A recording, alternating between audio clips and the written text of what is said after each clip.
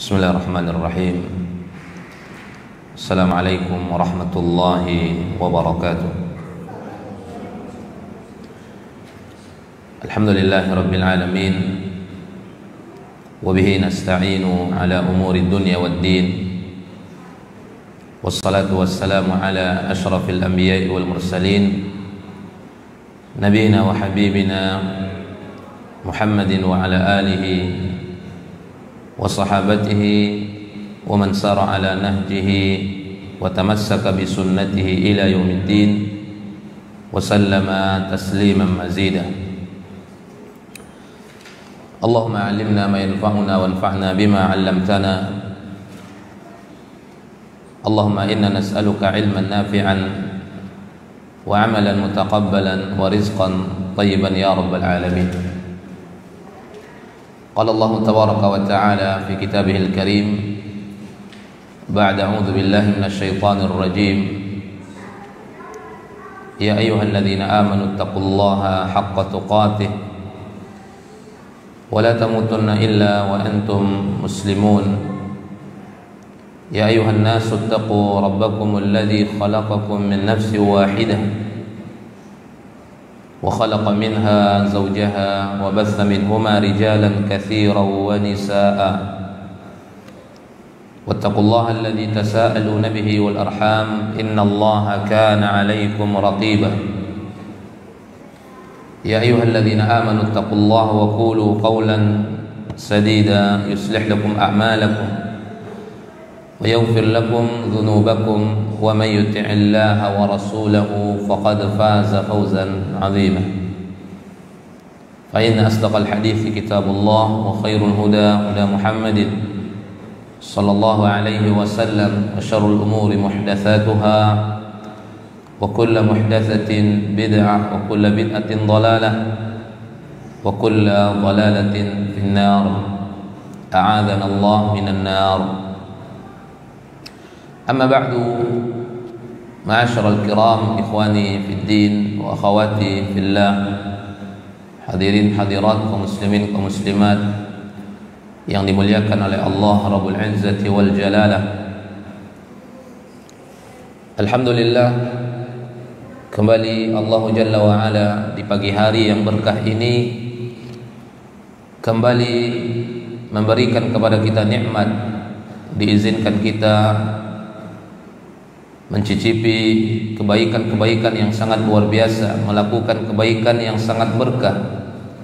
Salah satu ibadah yang sulit dilakukan oleh orang-orang yang memiliki sifat kemunafikan di dalam hatinya, yaitu bangun untuk melakukan ibadah salat subuh secara berjamaah bersama kaum muslimin, di mana Nabi SAW mengatakan athqalus salah 'alal munafiqin salatul isya wa salatul fajr. Salat yang paling berat dilakukan oleh orang-orang munafik adalah salat isya dan salat subuh, kata Nabi. Maka ketika seorang muslim Allah berikan kemudahan untuk melakukan dua ibadah ini, maka sering-seringlah dia memuji Allah tabaraka wa ta'ala. Bertanda di mana Allah subhanahu wa ta'ala masih menginginkan bahwa dirinya menjadi orang yang tunduk dan patuh kepada Allah subhanahu wa ta'ala. Allah Jalla wa Ala masih menginginkan pintu-pintu kebaikan untuknya, di mana banyak di antara kaum muslimin masih terlelap di dalam tidurnya, tidak bangun melakukan ibadah salat subuh yang waktunya tidak lama menjelang terbit matahari. Banyak di antara mereka yang tidak bangun. Tapi ketika kita diberikan nikmat oleh Allah Jalla wa Ala, bangun, lakukan bersuci, melangkahkan kaki dari rumah menuju masjid, maka pujilah Allah subhanahu wa ta'ala. Bukan tenaga kita yang membuat kita bangun, bukan jasmani kita yang membuat kita bangun, tetapi ini adalah murni karunia dari Allah tabaraka wa ta'ala. Salat dan salam tercurahkan untuk Rasulullah sallallahu alaihi wasallam, tercurahkan untuk keluarga Nabi, seluruh para sahabatnya radhiyallahu anhum ajma'in, wa man tabi'ahum bi ihsanin ila yaumiddin. Ikhwani fid din wa akhwati fillah, ma'asyiral kiram. Alhamdulillah kita sudah selesai membaca satu risalah yang ditulis oleh Syekh Abdul Razak hafizahullah wa ra'ah, yaitu risalah yang sangat besar manfaatnya, dan alhamdulillah telah kita selesaikan. Di pagi hari ini kita akan masuk ke dalam risalah yang baru yang juga beliau tulis, yang biiznillah juga mudah-mudahan kita bisa mengambil faidah dari apa yang telah beliau tuliskan. Risalah sebelumnya itu berjudul Kaifa takunu miftahan lil khair. Bagaimana kamu bisa menjadi kunci kebaikan untuk manusia, kunci kebaikan untuk diri sendiri dan kunci kebaikan untuk manusia. Dan telah kita sampaikan langkah-langkahnya, mudah-mudahan itu semua bisa kita pahami. Kemudian di antara risalah yang beliau tuliskan juga, yang juga tidak panjang tetapi memiliki faidah yang banyak, yaitu yang akan kita baca di pagi hari ini dan pertemuan-pertemuan berikutnya di pagi hari Ahad, Rakaizu fi tarbiyatil abna. Rakaizu fi tarbiyatil abna, pilar-pilar di dalam mendidik anak keturunan. Pilar-pilar di dalam mendidik anak-anak. Di sini ada 8 pilar yang beliau sampaikan. Ada 8 langkah bagi orang-orang yang diberikan titipan amanah oleh Allah Tabaraka wa Ta'ala, agar dia termasuk orang-orang yang menjalankan amanah dari Allah Subhanahu wa Ta'ala, tidak menyia-nyiakan amanah yang dititipkan oleh Allah. Karena salah satu amanah yang besar itu yaitu amanatul aulad, amanah anak-anak yang dititipkan oleh Allah Subhanahu wa Ta'ala. Dan ingat ma'asyarul kiram, kita selaku sebagai orang tua jangan hanya pintar mengerti akan hak kita yang mesti ditunaikan oleh anak-anak kita, ya, tetapi anak-anak kita itu juga memiliki hak yang sangat luar biasa yang dititipkan oleh Allah Jalla wa'ala di atas pundak kita. Kalau kita tunaikan berarti kita termasuk orang-orang yang menunaikan amanah. Kalau kita tidak tunaikan berarti kita telah mengabaikan di antara amanah yang dititipkan oleh Allah Ta'ala. Bahkan saking besarnya kedudukan hak anak yang mesti ditunaikan oleh orang tua itu, tahukah kita hak mereka itu sudah ada sebelum mereka ada. Jadi hak mereka itu sudah ada sebelum mereka ada. Bayangkan, sebelum mereka ada, sebelum mereka diciptakan oleh Allah Azza wa Jalla, ternyata mereka sudah punya hak. Sudah diingatkan oleh Nabi SAW. Nanti disampaikan pada pertemuan-pertemuan yang berikutnya. Tapi salah satu contoh di antara hak mereka itu, sebelum mereka tiada, orang yang menginginkan keturunan tentunya mereka akan melewati jalur pernikahan.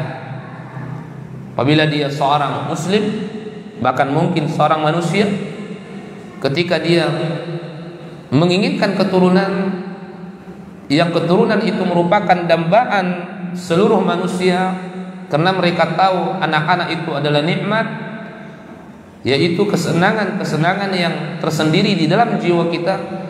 Maka Nabi SAW memerintahkan orang-orang yang ingin memiliki keturunan untuk menikah, dan mereka dianjurkan untuk memilih pasangan hidup yang baik. Maka para ulama mengatakan, di antara ahli ilmu mereka mengatakan ini adalah kewajiban, ini adalah bentuk daripada hak seorang anak.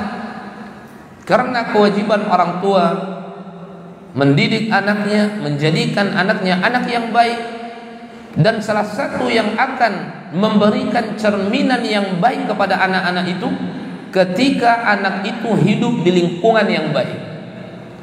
Dan bi'ah, lingkungan yang paling utama yang dimiliki oleh anak itu adalah keluarganya, ayahnya, ibunya. Artinya apa? Kalau ayahnya ayah yang baik, kalau ibunya ibu yang baik, maka anak itu akan tumbuh menjadi anak yang baik. Berarti orang tua wajib menjadi orang tua yang baik. Seorang ayah wajib menjadi ayah yang baik, seorang ibu wajib menjadi ibu yang baik, dan ini didapatkan dari awal ketika seorang laki-laki memilih pendamping hidupnya. Maka jadilah ini bagian daripada hak seorang anak sebelum anak itu ada. Ini menunjukkan tingginya kedudukan hukukul aulad yang Allah bebankan di atas pundak seorang ayah, di atas pundak seorang ibu, bahwa hak mereka itu sudah dibicarakan qabla wujudihim, sebelum mereka itu ada. Jadi kita selaku sebagai orang tua tidak hanya ingin mengerti tentang apa kira-kira hak kita yang mesti ditunaikan oleh anak-anak kita. Wajibnya anak-anak kita berbakti kepada kita, sopan kepada kita, berlemah lembut kepada kita. Ketika kita perintahkan, tidak boleh mereka menolak perintah kita. Bahkan sekedar mengucapkan saja haram di dalam Islam kepada orang tua.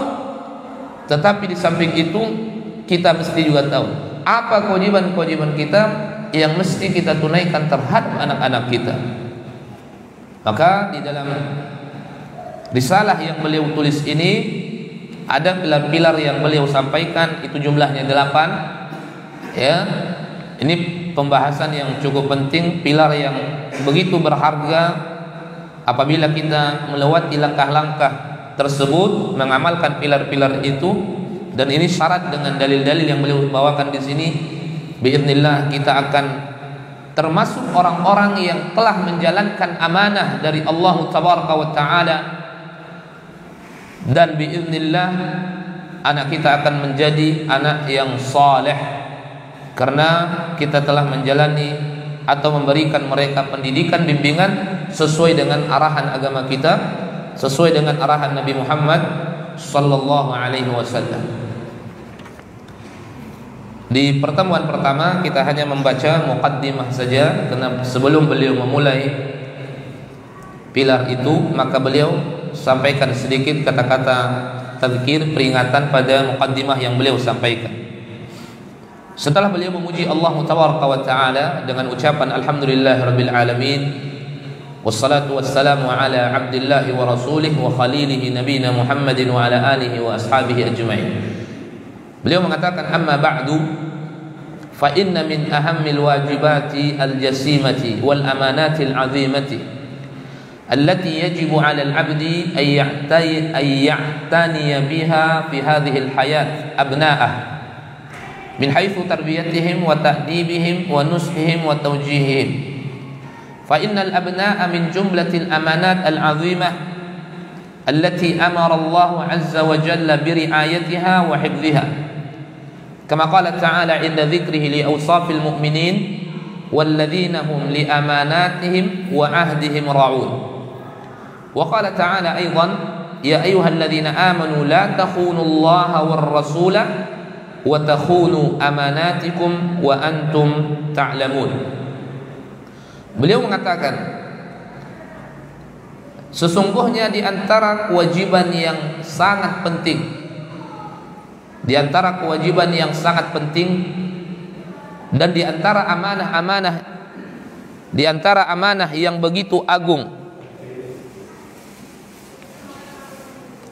di antara amanah yang begitu agung kedudukannya, allati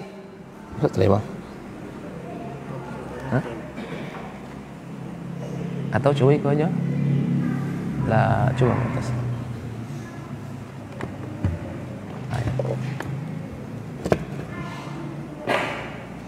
lebih bagus ya kan?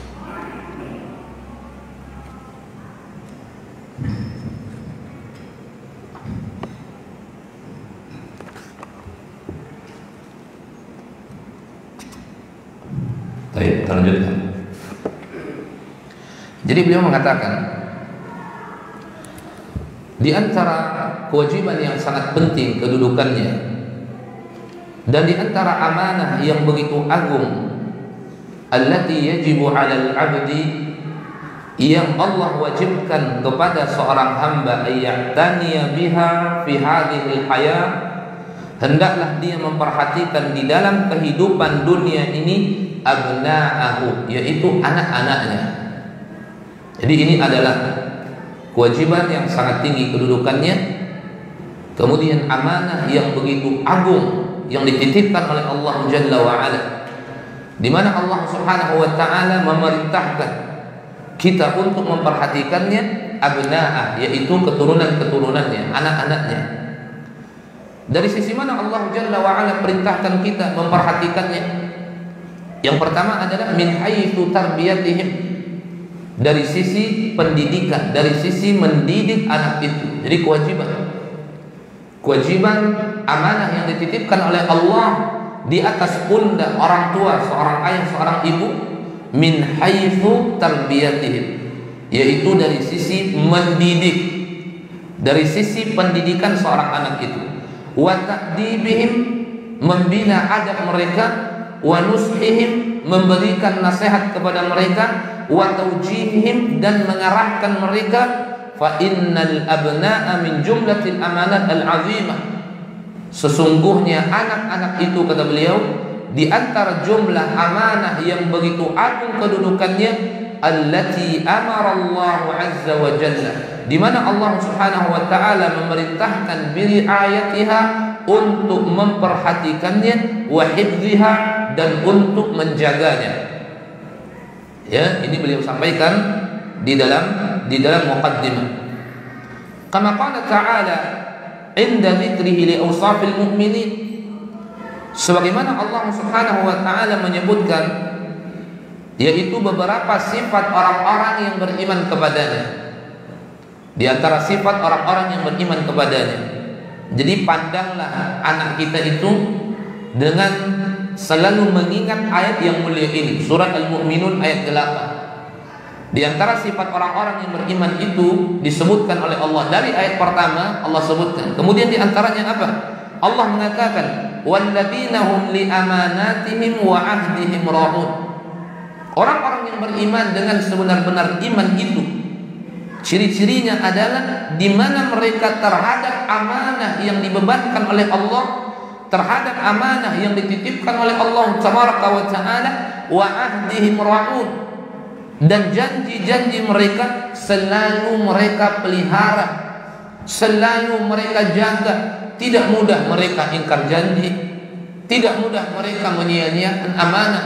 Ini di antara kriteria orang-orang yang beriman dengan sebenar-benar iman, dan ditegaskan oleh Allah dalam surat Al-Mu'minun ayat 8. Orang-orang yang beriman dengan sebenar-benar iman itu, siapa mereka? Apa kriteria mereka? Orang-orang yang punya amanah, orang-orang yang punya janji. Amanah janjinya dijaga baik-baik, tidak mudah dia menyia-nyiakan amanah, dan tidak mudah mereka menyia-nyiakan janji yang telah dititipkan oleh Allah Tabaraka wa Ta'ala.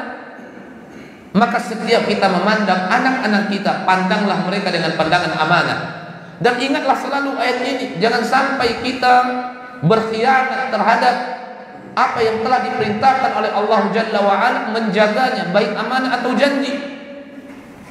Kemudian Allah Subhanahu wa taala juga mengatakan di dalam surah Al-Anfal, ya ayyuhalladzina amanu la takhunu-Allaha war-rasula wa takhunu amanatikum wa antum ta'lamun. Hai orang-orang yang beriman, jangan kamu berkhianat kepada Allah, jangan kamu berkhianat kepada Rasul, wa takhunu amanatikum. Apa akibat kalian berkhianat kepada Allah? Apa akibat kalian berkhianat kepada Rasul? Kamu akan berkhianat terhadap amanah-amanahmu sementara kalian mengetahui. Ya, maka diingatkan juga oleh Allah Subhanahu wa taala bahaya daripada perbuatan berkhianat. Ini bukan ciri orang-orang yang beriman dengan sebenar-benar iman, bukan kriteria orang-orang yang beriman dengan sebenar-benar iman, tetapi kriteria mereka adalah orang yang selalu menjaga amanah yang dibebankan oleh Allah Tabaraka wa Ta'ala.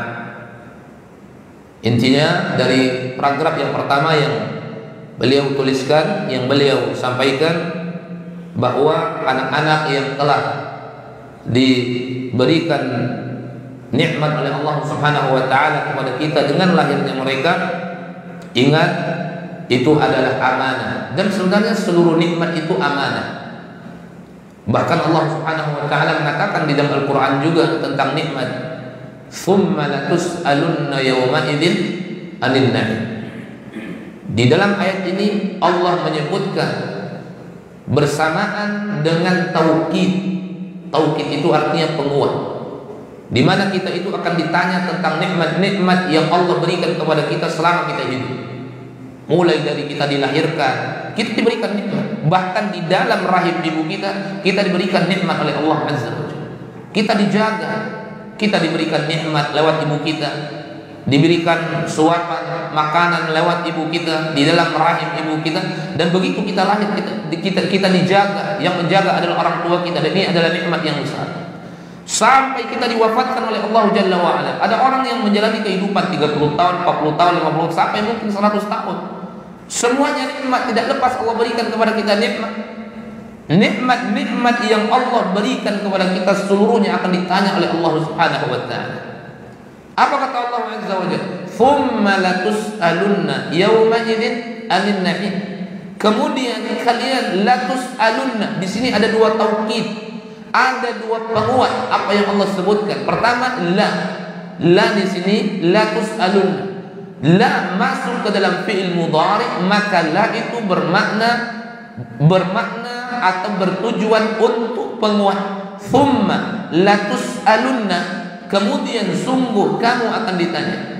Kemudian ditambah di ujungnya, ketika nun masuk ke dalam fi'il mudhari maka disebut dengan nunut taukid, yaitu nun dengan tujuan penguat. Maka di sini ada dua penguat. Pertama adalah lamut taukid, kemudian nunut taukid. Tsumma latus'alunna, sungguh kalian dan sungguh akan ditanya tentang segala nikmat yang diberikan oleh Allah Jalla wa Ala kepadamu, baik nikmat yang kecil sampai kepada nikmat yang besar. Dan di antara nikmat yang besar yang Allah anugerahkan kepada kita, kepada para hambanya, kendati pun Allah tidak memberikan nikmat itu kepada seluruh hambanya, adalah nikmatul aulad, adalah nikmat keturunan. Maka kita perhatikan tentang doa Nabi Zakaria alaihissalam, ini sangat luar biasa. Dia berdoa kepada Allah Subhanahu wa taala karena dia tahu anak itu adalah nikmat yang besar. Bukan hanya dari sisi nikmat dunia saja yang didapatkan oleh orang yang memiliki anak itu, tetapi ini adalah nikmat akhirat, tetapi ini adalah nikmat agama, tetapi ini adalah nikmat yang begitu agung, yang memberikan kebaikan kepadanya tidak hanya sebatas di dunia saja, tetapi bisa memberikan kebaikan kepadanya biiznillah sampai nanti dia akan dimasukkan ke dalam surga oleh Allah Azza wa Jalla.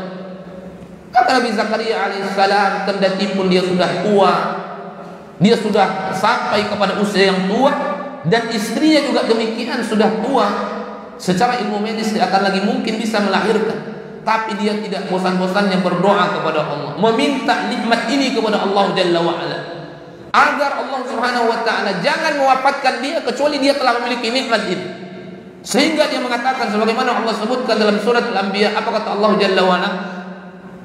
Ingatlah ketika Zakaria memanggil-manggil Rabbnya, memanggil-manggil Tuhannya, Rabbi la tadharni fardan, ya Allah jangan engkau biarkan aku sendiri tanpa memiliki keturunan ya Allah. Padahal dia sudah tua, puluhan tahun Allah tidak berikan dia keturunan.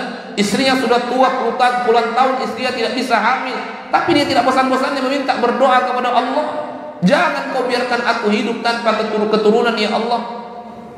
Kenapa? Karena Nabi Zakaria alaihissalam dia mengerti bahwa ini adalah nikmat, tidak hanya sebatas nikmat dunia saja, tidak hanya sekedar penyejuk hati dalam permukaan bumi ini, tapi kalau sekiranya anak ini tumbuh sesuai dengan bimbingan agama, sesuai dengan bimbingan Nabi SAW, dia akan menjadi nikmat di akhirat kelak bagi kedua orang tuanya. Maka Nabi Zakaria selalu berdoa kepada Allah, la tadharni fardan wa anta khairul warisin. Jangan biarkan aku sendiri ya Allah tanpa memiliki keturunan. Sesungguhnya engkau adalah sebaik-baik zat yang bisa memberikan keturunan. Puluhan tahun berdoa kepada Allah, bertahun-tahun berdoa kepada Allah Jalla wa Ala dengan penuh kekhusyukan, dengan penuh rasa harap kepada Allah Jalla wa Ala, khawatir doanya tidak dikabulkan oleh Allah Jalla wa Ala. Apa kata Allah Subhanahu wa taala? Puluhan tahun dia bersabar kepada Allah Jalla wa Ala, mengharapkan doanya dikabulkan oleh Allah Jalla wa Ala. Apa kata Allah Subhanahu wa taala? Fastajabna lahu wa wahabna lahu Yahya wa aslahna lahu zawjah. Kami kabulkan permintaannya kami berikan dia keturunan Yahya, dan kami perbaiki istrinya, kata Allah Azza wa Jalla. Akhirnya Nabi Zakaria mendapatkan nikmat keturunan diberikan oleh Allah Jalla wa Ala. Jadi kalaulah dia bukan nikmat yang besar, bagaimana mungkin Nabi Zakaria sampai puluhan tahun dia berdoa? Secara hukum-hukum ilmu pengetahuan tidak mungkin bisa melahirkan karena sudah tua, istri sudah menopause. Tetapi ketika Allah berkehendak atas sesuatu, wallahi kehendak Allah menjadikan sesuatu yang mustahil di benak kita seluruhnya menjadi mungkin ketika Allah sudah berkehendak. Allah cukup mengatakan kun, maka fayakunu, buahnya apa yang Allah inginkan itu akan terjadi, kata Allah Azza wa Jalla. Maka nikmat yang sangat besar, ma'asyarul muslimin. Maka wajib kita syukuri, kemudian memperlakukan nikmat itu sesuai dengan arahan-arahan, bimbingan-bimbingan agama kita, dan itu juga bentuk daripada wujud syukur kita kepada satu nikmat itu. Karena di antara bentuk kita bersyukur kepada Allah Subhanahu wa taala menempatkan nikmat itu pada tempatnya. Allah berikan mata kepada kita, berarti kita mesti menempatkan mata pada tempatnya. Kalau tidak, berarti kita tidak bersyukur. Allah memberikan kaki kepada kita, mesti kita letakkan kaki pada tempatnya. Tidak boleh kita melangkah ke tempat-tempat yang Allah haramkan. Allah memberikan tangan kepada kita, tidak boleh tangan menyentuh perkara yang Allah haramkan. Tidak boleh tangan mengambil sesuatu yang bukan hak kita, mengambil hak orang lain, hukumnya haram. Dan kita tidak bersyukur, berarti na'udzubillah. Dan ketika Allah berikan keturunan kepada kita, ketika Allah berikan anak laki-laki atau perempuan kepada kita, di antara bentuk kita bersyukur kepada Allah, mestilah kita bermuamalah dengan anak keturunan itu dengan muamalah yang Allah perintahkan. Di antaranya adalah menjaga mereka, mendidik mereka, membimbing mereka, menumbuhkan mereka sesuai dengan apa yang telah diarahkan oleh Al-Quran dan Sunnah Nabi. Kemudian beliau mengatakan, Wallahu subhanahu wa ta'ala, kata beliau, kama annahu wahaba al-aba hadhihi an-ni'mah al-'azimah, faqala lillahi mulku as-samawati wal-ard, yakhluqu ma yasha' yahabu liman yasha'u inatha wa yahabu liman yasha'u adh-dhukur, fa innahu qad iktamanahum 'alayha wa awjaba 'alayhim huquqan wa wajibat wa ja'alaha imtihanan wa ikhtibaran lil aba, fa in qamu biha tujaha abna'ihim kama amarahum Allah subhanahu wa ta'ala kana lahum indallahi ajrun 'azim wa thawabun jazil, fa in farratu fiha faqad arradu anfusahum lil 'uqubati bihasbi tafriqihim. Kemudian beliau menyebutkan, dan Allah Subhanahu wa taala sebagaimana Allah telah memberikan kepada orang tua nikmat yang besar ini. Ingat, ini adalah nikmat yang besar dan Allah tidak berikan kepada seluruh hambanya. Banyak di antara manusia Allah belum berikan kepada mereka nikmat keturunan, maka hendaklah mereka bersabar, memperbanyak doa kepada Allah dan meninggikan ketakwaan kepada Allah Subhanahu wa taala, dan memperbanyak istighfar. Karena di antara sebab seseorang itu agar diberikan keturunan oleh Allah Tabaraka wa taala, di antaranya adalah kasratul istighfar, memperbanyak istighfar kepada Allah Azza wa Jalla. Dan itu Allah sebutkan dalam surat Nuh. Jadi ini adalah nikmat yang besar. Apa kata Allah Jalla wa Ala? Lillahi mulkus samawati wal ard, milik Allah. Lillah mulkus samawati wal ard, kekuasaan langit dan bumi. Yakhluqu ma yasha, Allah menciptakan apa-apa yang Allah inginkan.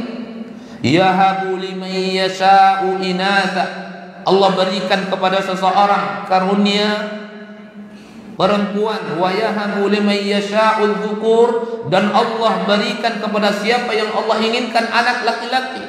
Jadi yang menentukan adalah Allah Tabaraka wa taala.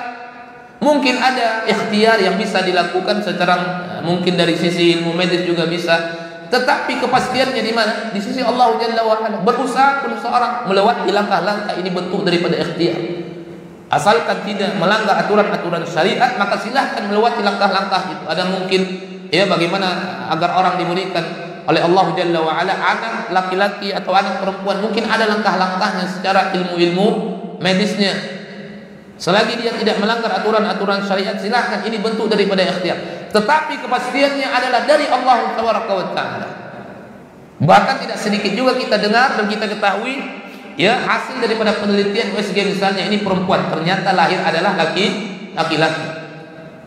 Ya, tidak ada yang sebagian tidak ada yang mengetahui sedikit pun tentang hal itu, karena ini adalah perkara yang terkadang dirahasiakan oleh Allah Taala. Terkadang ada sebuah keilmuan sampai penelitiannya ke situ ternyata benar, tapi kepastian yang aslinya ada di sisi Allah Taala.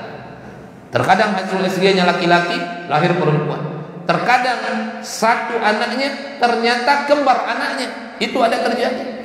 Semuanya kekuasaan Allah Taala. Maka bagi siapa yang Allah inginkan memberikan kepadanya anak perempuan, Allah berikan kepadanya anak perempuan. Bagi siapa yang Allah ingin berikan kepadanya anak laki-laki, Allah berikan kepadanya anak laki-laki. Ini semua hak Allah Subhanahu wa taala. Kita tidak boleh menuntut seperti orang-orang apa? Orang-orang jahiliyah. Orang-orang jahiliyah na'udzubillah tidak menginginkan anak perempuan. Di masa Firaun tidak mungkin anak laki-laki, menyembelih anak laki-laki. Di masa jahiliyah terbalik, yang tidak mereka inginkan adalah anak perempuan. Kalau terlahir anak perempuan itu langsung wajahnya merah hitam, padam. Begitu murkanya mereka, begitu terhinanya mereka, andaikan yang Tuhan berikan kepadanya, yang Allah berikan kepadanya ternyata anak perempuan. Karena dalam benak orang-orang jahiliyah itu perempuan itu tak bisa apa-apa.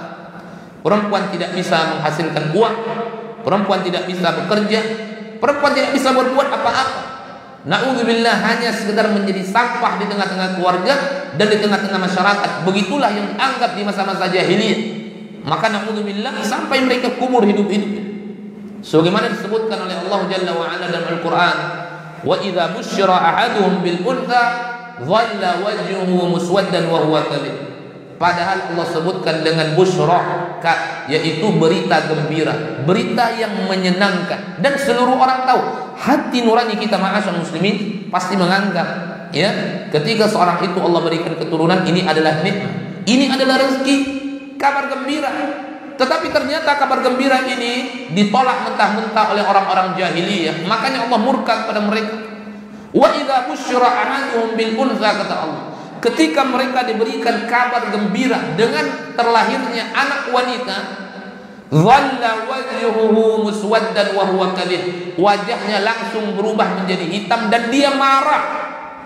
Muswaddan wa huwa kadhib, yatawara minal qaum, mereka akan menyembunyikan anak itu dari khalayak, mereka menyembunyikan dari tetangga, dari masyarakat. Enggak mau mereka tahu. Tidak mau mereka tahu tetangganya dia melahirkan anak perempuan. Tidak mau mereka tahu masyarakatnya tahu dia melahirkan anak wanita. Akan mereka sembunyikan. Kemudian mereka berpikir, akankah mereka menghidupkan anak ini dengan penuh kehinaan, am yadussuhu fit turab, kata Allah, atau akan mereka kubur anak itu secara hidup-hidup, kata Allah Subhanahu wa taala. Ini perbuatan keji yang dilakukan oleh orang-orang jahiliyah. Begitu Nabi diutus dan begitu Islam datang, barulah Islam itu mengangkat derajat anak wanita. Sama mulia, baik anak laki-laki yang Allah karuniakan mulia, baik anak perempuan yang Allah karuniakan mulia. Bahkan ada sisi keutamaan tersendiri bagi anak perempuan ini. Dalam hadis disebutkan apa?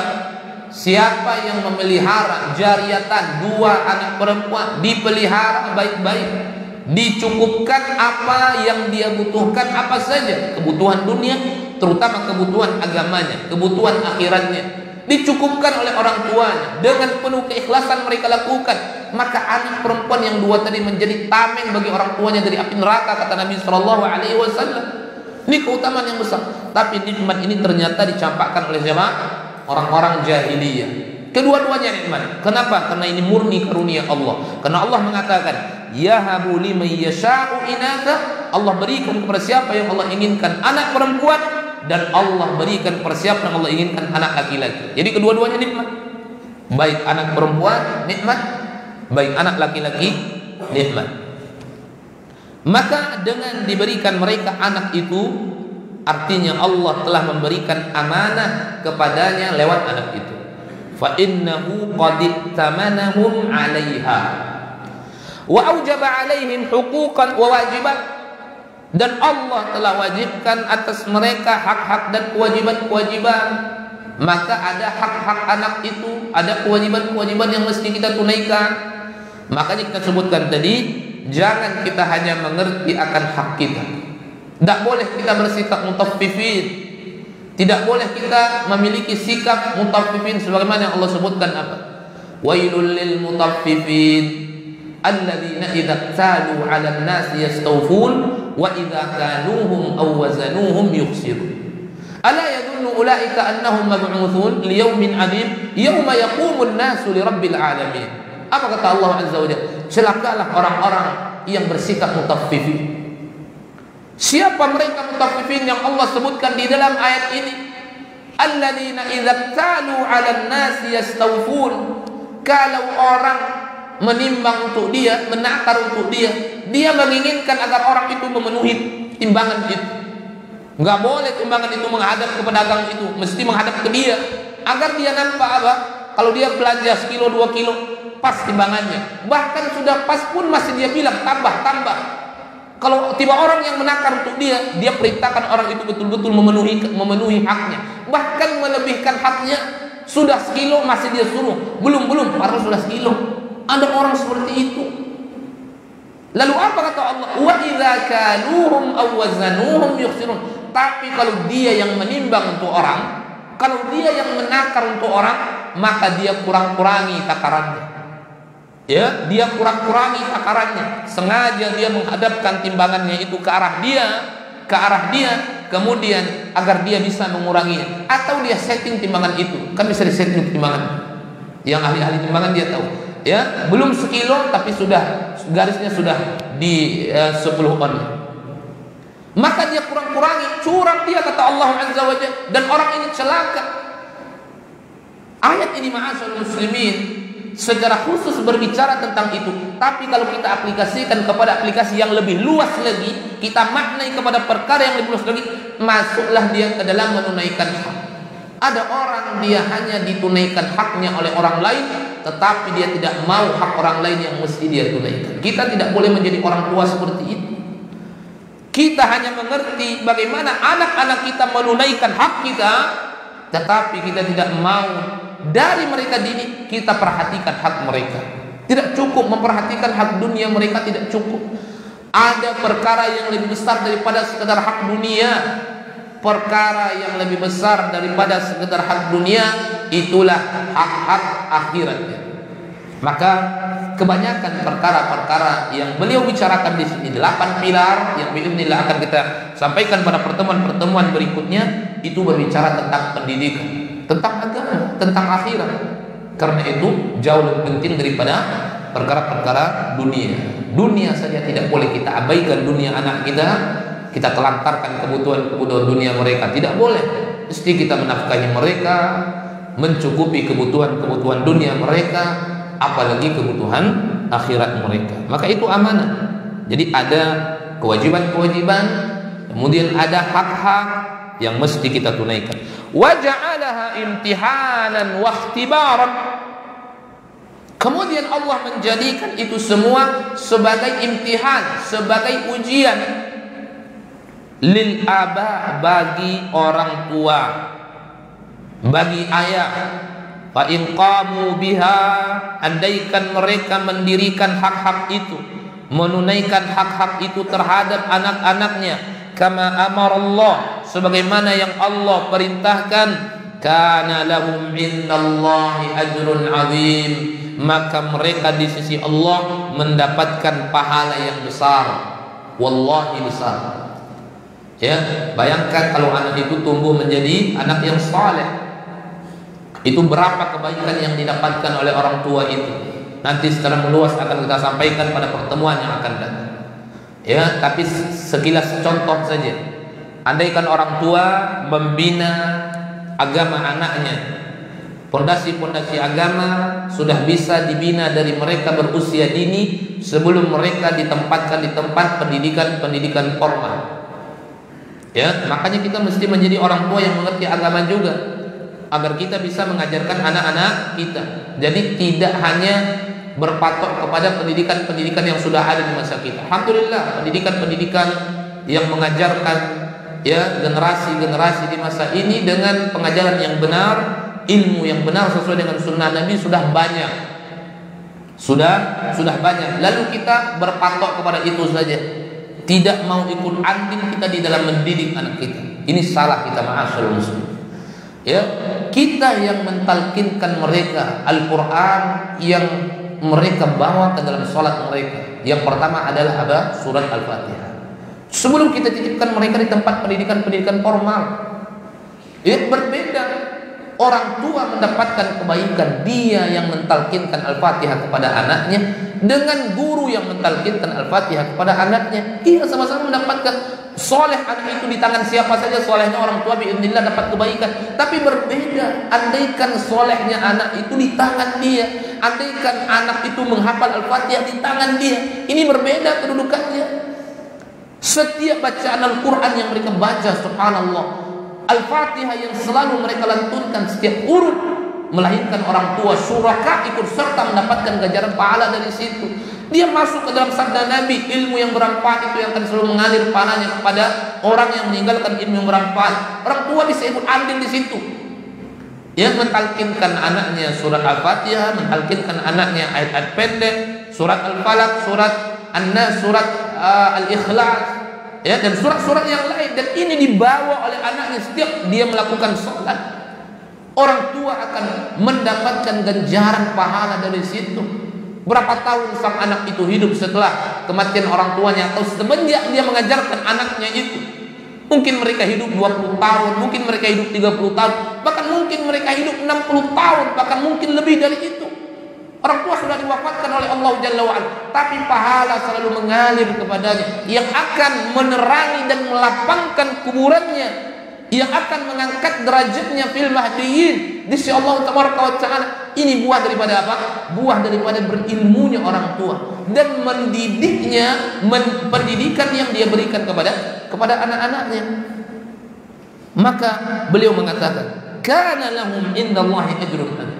Mereka akan mendapatkan pahala yang besar di sisi Allah Tabaraka wa Ta'ala, wa thawabun jazil, dan pahala yang begitu melimpah, pahala yang begitu banyak dari Allah Tabaraka wa Ta'ala. Itu baru satu sisi saja, belum lagi berwudu. Dan berwudu juga bisa kita ajarkan sebelum kita titipkan anak-anak kita di tempat pendidikan formal. Anak umur 4 tahun sudah bisa kita ajarkan berwudu. Anak umur 5 tahun sebelum mereka TK sudah bisa kita ajarkan berwudu. Ya, setiap mereka memandang, setiap azan dikumandangkan, kita sebutkan ini adalah panggilan salat. Nanti kamu sudah besar, berumur 7 tahun, kamu mesti melakukan salat. Begitu kamu berumur 10 tahun, kalau kamu tidak salat, bapakmu, ibumu boleh memukulmu. Begitu kamu balik, kalau tidak salat maka kamu berdosa. Maka diajarkan dari 4 tahun 5 tahun berwudu. Sebelum salat itu kita berwudu, karena salat tidak akan sah tanpa dengan bersuci. Diajarkan sehingga ketika dia masuk di tempat pendidikan formal ini sudah mengerti dia fondasi-fondasi agama ini, sudah mengerti dia. Berapa tahun anak itu hidup setelah orang tuanya mengajarkan dia berwudu ini. Tidaklah ada air wudu yang mengalir dari anggota wudunya kecuali orang tua ikut serta mendapatkan ganjaran pahala dari Allah Tabaraka wa Ta'ala. 10 tahun, 20 tahun, 30 tahun, bahkan mungkin 70 tahun. Ya, begitu anak tadi berumur 5 tahun, qadarullah meninggal. Masih ternyata sang anak itu hidup 80 tahun. Berapa puluh tahun dia akan mendapatkan ganjaran pahala dari Allah Azza wa Jalla. Itu buah daripada apa? Orang tua menunaikan hak anak-anaknya, mengilmui apa yang mesti dia tunaikan kepada anak-anaknya. Wa in farratu fiha, namun ketika orang tua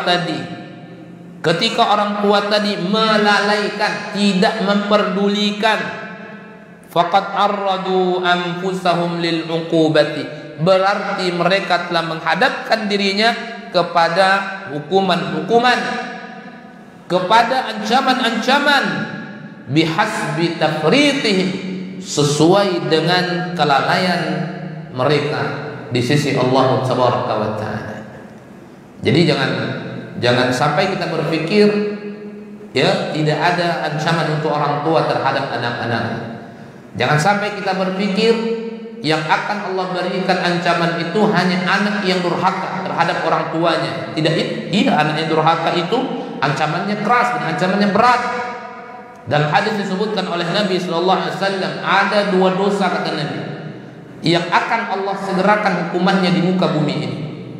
Yang Allah segerakan hukumannya di muka bumi ini. Ada 2 dosa, dzambani yu'ajjalani fihi man uqubah, dan ini keluar oleh Imam Bukhari dalam kitabnya Adabul Mufrad. Ada 2 dosa yang akan Allah segerakan hukumannya di muka bumi. Salah satunya adalah durhaka kepada orang tua.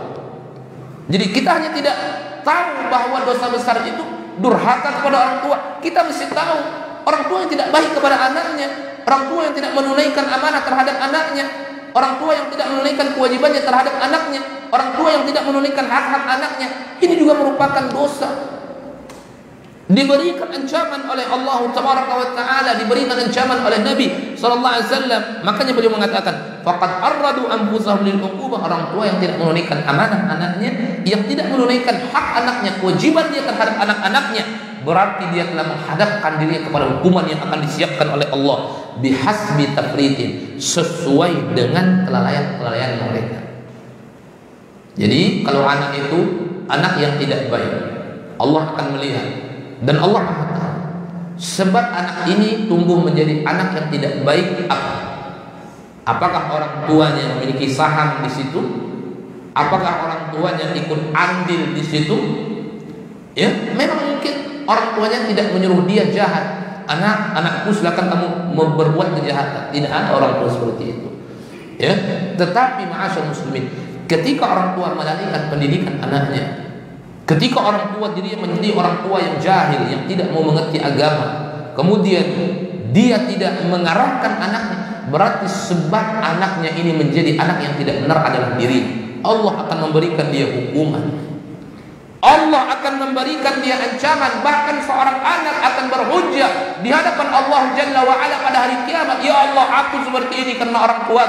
Tidak ada orang tuaku membinaku ya Allah, tidak ada orang tuaku mendidikku ya Allah. Seorang anak akan berhujjah, seorang anak akan beralasan di hadapan Allah Tabaraka wa Taala. Kenapa dia menjadi anak yang tidak benar? Kenapa dia menjadi anak yang jahat? Kenapa dia menjadi anak yang jahil? Andaikan orang tuanya ada andil di situ, ada saham di situ, maka anaknya akan berhujjah di hadapan Allah Tabaraka wa Taala. Enggak mau dia masuk neraka. Biarlah orang tua yang masuk neraka, intinya dia selamat. Ya, kalau di dunia setiap mereka itu mau lapar demi yang lain. Orang tua apalagi mau lapar-lapar demi kenyang anaknya, mau sedih demi gembira anaknya. Tetapi di akhirat tidak ada begitu. Tak ada orang tua, udahlah ya Allah, anakku di surga, aku di neraka. Tidak ada. Atau anak, udahlah ya Allah, orang tuaku udah letih-letih memeliharaku di dunia, biar mereka di surga, aku di neraka. Tidak ada. Ya, setiap jiwa itu di hari itu nafsi, memikirkan dirinya masing-masing. Tapi ada jiwa-jiwa atau keluarga-keluarga yang mereka bisa bersama-sama di akhirat. Perkumpulan mereka di dunia tidak habis di situ, kembali akan berlanjut dalam kehidupan akhirat ketika keluarga menjadi keluarga yang saleh. Itulah orang tua yang bertakwa, kemudian dia mendidik anaknya menjadi anak yang bertakwa kepada Allah Jalla wa Ala. Sebagaimana Allah mengatakan, walladzina amanu wattaba'athum dzurriyyatuhum biimanin, kata Allah, orang-orang yang beriman, orang-orang yang bertakwa dan diikuti oleh generasinya, oleh keturunannya, oleh anak-anaknya dengan keimanan, kata Allah Jalla wa Ala, diikuti oleh keluarganya dengan ketakwaan dan keimanan kepada Allah, akan kami ikut sertakan mereka dengannya, kata Allah Subhanahu wa Ta'ala. Ternyata orang tua lebih tinggi ketakwaannya daripada anaknya, maka anaknya akan naik menuju kepada orang tuanya, mereka bertemu di surga Allah Jalla wa Ala. Ternyata anaknya lebih tinggi ketakwaannya, tapi sama-sama bertakwa, maka orang tuanya akan naik kepada anaknya, sehingga mereka akan bertemu di surga Allah Jalla wa Ala. Ini kenapa bisa terjadi? Ini kenapa bisa terjadi? Karena orang tua betul-betul perhatikan hak-hak anak-anaknya. Ya, maka tidak boleh kita melalaikan kebutuhan-kebutuhan, terutama kebutuhan agama anak kita, kebutuhan akhirat anak kita. Wa in farratu fiha, kita ulangi, apabila mereka melalaikan hal-hal itu, kewajiban-kewajiban itu, hak-hak itu, maka mereka telah menghadapkan dirinya kepada hukuman yang akan diberikan oleh Allah sesuai dengan kelalaian mereka. Apa kata Allah Azza wa Jalla di dalam Al-Quran dalam surat At-Tahrim? Dan marilah kita mengingat ayat ini selalu, Apa kata Allah? Hai orang-orang yang beriman, ya ayyuhalladzina amanu qu anfusakum. Hai orang-orang yang beriman, jagalah diri, berarti kita yang paling pertama. Wa ahlikum, dan keluargamu. Siapa keluarga kita? Istri kita, anak-anak kita, ini keluarga kita. Nah, jagalah mereka dari api neraka. Bagaimana cara menjaga mereka dari api neraka? Di antaranya adalah menjaga amanah tadi. Di antaranya adalah menjaga hak-hak tadi. Di antaranya membina, mengerahkan anak-anak kita. Waquduhan nas wal hijarah, yang bahan bakarnya adalah manusia dan batu. 'Alaiha malaikatun ghiladun syidad. Kemudian fal ayatu aslun azimun, ayat yang mulia ini kata beliau aslun azimun, pondasi yang begitu agung, fi wujubi riayatil aulad, di dalam kewajiban memelihara anak, wa tarbiyatihim, mendidik mereka, wal inayati bi ahwalihim, betul-betul memelihara keadaan-keadaan mereka. Qala al-Khalifatur Rasyid, seorang khalifah Ali bin Abi Thalib, beliau mengatakan fi bayani hadhihi al-ayah, di dalam menerangkan ayat ini, allimuhum wa addibuhum, ajarkan anak-anak kalian, beri mereka ilmu, ilmui mereka, artinya tanamkan kepada mereka ilmu, wa addibuhum, kemudian ajarkan adab kepada mereka, ajarkan etika kepada mereka, ajarkan tentang muamalah kepada mereka. Jadi kewajiban, disebutkan kewajibannya oleh Al-Quran, disebutkan kewajibannya oleh hadis Nabi SAW, dan disebutkan kewajibannya oleh para ulama kita, terutama asar yang kita sebutkan tadi dari Ali bin Abi Thalib, di mana beliau menyebutkan tentang keterangan ayat At-Tahrim ayat 6 tadi, allimuhum wa addibuhum, ajarkan ilmu anak-anak kalian dan ajarkan adab anak-anak kalian. Dan dari usia dini 4 tahun 5 tahun, sebelum kita menitipkan anak-anak kita di tempat pendidikan formal, ini sudah bisa kita ajarkan perkara-perkara yang bersifat fondasi fundamental dari perkara-perkara agama kita. Sampai di sini kajian kita, ma'asyar muslimin. Masih ada, insyaallah akan kita baca dan kita lanjutkan mukaddimahnya di pertemuan yang akan datang. Semoga Allah Taala selalu membimbing kita, memberikan kepada kita pandangan-pandangan terhadap anak-anak kita dengan pandangan amanah, agar kita betul-betul bisa menunaikan amanah yang dititipkan oleh Allah Taala. Semoga Allah Jalla wa'ala menjadikan keturunan kita keturunan yang saleh, anak kita anak yang saleh, yang akan memberikan kebaikan-kebaikan yang sangat banyak biiznillah kepada kita, terutama ketika kita telah diwafatkan oleh Allah Taala. Sallallahu wasallam wa baraka wa an'am ala abdihi wa rasulih nabiyina Muhammadin wa ala alihi wa sahbihi, wa akhiru da'wana alhamdulillahi rabbil alamin. Assalamualaikum warahmatullahi wabarakatuh.